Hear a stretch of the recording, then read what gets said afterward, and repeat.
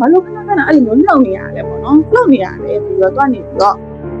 အဲ့နဲ့အဲ့ပစ္စည်းကိုသူတွားပြီးတော့တခါဆက်ပြီးတော့မကြည့်တယ်မကြည့်လဲပစ္စည်းကပေါ့ရွှွှွဘာမှအထက်ထဲမှာဘာအလေးချိန်မှလည်းမရှိဘူးပြီးလှုပ်တိလိုက်တော့လဲဘာနားမကြောက်ဘူးအဲ့နဲ့သူကဘယ်နေရာမှာလွတ်နေလဲပေါ့နော်တနည်းရမြန်လွတ်နေတဲ့နေရာနဲ့ရှိမလားဆိုပြီးတော့သူကနေလိုက်ရှာကြည့်တယ်လိုက်ရှာကြည့်တော့သူစစ်ကြည့်နေတာကွာအထက်ထဲမှာဘာရှိနေလဲဆိုတော့သူစစ်ကြည့်နေတာနှောက်နေတဲ့အတွက်ကြောင့်မို့ကောင်းနေပါပြီဖြစ်နေမှာသူစစ်ကြည့်နေတာအဲ့စစ်ကြည့်နေတာကိုလိုက်ရှာတော့လေတနေရာမှလွတ်နေတဲ့နေရာမရှိဘူးမရှိတဲ့အတွက်ကြောင့်မို့ဟိုဖက်ရှိတော်တော်မဖြစ်နိုင်ဘူးလောက်ကြီးပိတ်ထားရဲဆိုတော့တက်ရှိတော်တော်ဆိုရင်ငုံပြီးတော့ပဲသေသွားလောက်ပြီပေါ့နော်အဲ့အတွက်ကြောင့်မို့သူကဒါဖာပစ္စည်းပဲပေါ့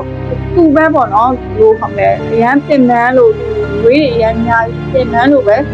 စိတ်ချောက်ထားပြီးတော့ပဲမြင်မြင်နေရလားဒါလည်းဟိုမဖြစ်ဘူးပေါ့ကွာသူမှုမမှတ်မယ်ပဲထားလိုက်ပြီးတော့နောက်နေ့မနက်ဖြန်ကြလို့ရှိရင်เนาะစေးမကြီးလာတဲ့ခါကြလို့ရှိရင်ပုံစံပြစေးမကြီးကိုအရင်တစ်ချက်ဗာပြည့်လဲဆိုတော့စက်ခိုင်းလိုက်မယ်စက်ခိုင်းပြီးတော့မှပဲပို့လိုက်တော့မယ်ပေါ့နော်ပြီးတော့အရေးကြီးရဲ့ထဲမှာလည်းမပါဘူးရေးကြီးရဲ့စီးရင်ထဲမှာလည်းဒီရဲ့နမရမပါနေဘူးဆိုတော့သူကဒီပစ္စည်းကိုတက်တက်ဖယ်ထားလိုက်တယ်ဖယ်ထားပြီးတော့ဟိုတနည်းရမှာသူတင်လိုက်တယ်တင်ပြီးတော့မှသူ့အောက်မှာကြံရရဲ့ပစ္စည်းကိုသူကအရေးကြီးတဲ့ဟာကိုအစလိုက်နဲ့ပေါက်ထည့်လိုက်တယ်ပေါက်ထည့်ပြီးပစ္စည်းပုံးလေးကိုပေါ့နော်ဆိုင်ကယ်ပစ္စည်းပုံးလေးကိုပေါက်ထည့်လိုက်တယ်ပေါက်ထည့်လိုက်ပြီးတော့အဲ့နဲ့ဒီပစ္စည်းကိုထားခဲ့ပြီးတော့ထွက်လာပြီးတော့အဲ့ဟိုပေါ့နော်သူ့အိမ်ကိုရောက်တယ်သူ့အိမ်ကလည်းသူကကြတော့သူချန်စီယိုးတွေပါနေတယ်ကိုနေဘက်ကမှနေဘက်ကဆိုရတဲ့ကြောင့်လို့ဒီထက်ကချန်စီယိုးချန်နဲ့ဝင်းလေးနဲ့အိမ်လေးတွေချန်ကလည်းပေါက်တွေပါရင်လုံးဝလုံးကြုံခတ်ထားလေးရတယ်အဲ့တော့ဆိုင်ကယ်တွေပါရုပ်ကိုင်းလိုက်တဲ့အိမ်ထဲမှာဒီအိမ်သူကလည်းသူတယောက်ထဲနေတာသူအိမ်မှာတယောက်ထဲနေရသူ့အိမ်ကအရန်တော့မကြည့်ဘူးအရန်မကြည့်ပေမဲ့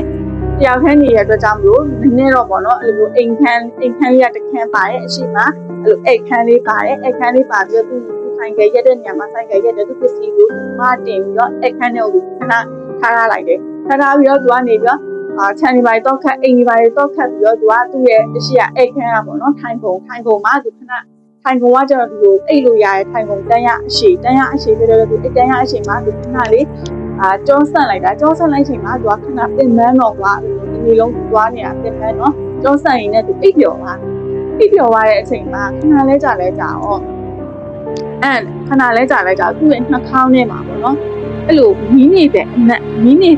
စနွင်းနဲ့ပါအဲ့လိုစနွင်းနိုင်ရိုးမီးနေတဲ့နိုင်အနိုင်မှလည်းမတူဘူးနှာခေါင်းထဲမှာစူးပြုတ်ဝင်လာစူးပြုတ်ဝင်အိတ်နေတဲ့နှာခေါင်းထဲမှာအနိုင်ရဲ့ပေါ့ဒါစနွင်းနိုင်လာပေါ့မီးနေတဲ့စနွင်းနိုင်လာပေါ့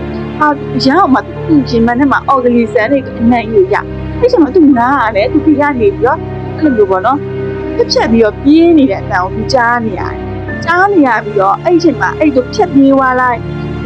ငိုနေရကွာသူမအဲ့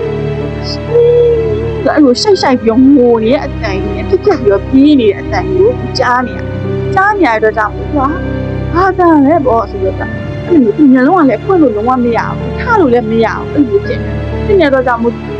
ဟိုဘယ်လိုခေါ်မလဲဖျားစာရေးသူစိတ်နှံ့နေပြီးအိမ်မှာဖဲမှတ်နေလို့အိမ်နေရတကယ်ပဲဒီမှာဖြစ်နေလို့အဲ့လိုထားလို့လည်းလုံးဝမရတဲ့တော့ဖျားစာသူရွတ်ပြီးတော့အဲ့နဲ့ခဏလဲကြာအောင်သူကငိုတုခထိုင်လို့ရပါသူ့မျိုးလုံးကလည်းပွင့်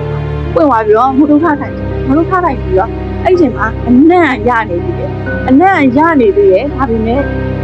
သူ့ဘေးနားမှာဘာမှလည်းရှိမလို့ဘူးမှလည်းရှိမလို့အနံ့ရအဲ့အနံ့ကိုဘာကနေနံနေရလဲဆိုတော့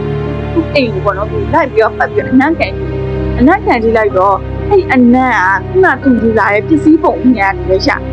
ပစ္စည်းပုံကြီးကနေတော့သူရနေတယ်အဲ့နဲ့သူကနေအဲ့ပစ္စည်းပုံကိုသူသွားပြီးတော့အနံ့ခံတိတ်တာသူသွားကြည့်ပြည့်အဲ့လိုမီးတွေပါတေချာဖွင့်ပြီးတော့ကြည့်လိုက်တော့သူဘာသွားတွေ့လဲဖြဲရဲပြီးကြည့်လိုက်တော့ဘာသွားတွေ့လဲဆိုတော့ခုနကတော့သူဖယ်ထားခဲ့တဲ့ပစ္စည်းပုံလေးခုနကသူဖယ်ထားတဲ့ပစ္စည်းပုံမှာဖယ်ထားတဲ့ပစ္စည်းပုံလုံးဝမှနမေရောလိပ်စာရောလုံးဝတူတယ်သူရဲ့အတွက်ကြောင့်အော်ဟာ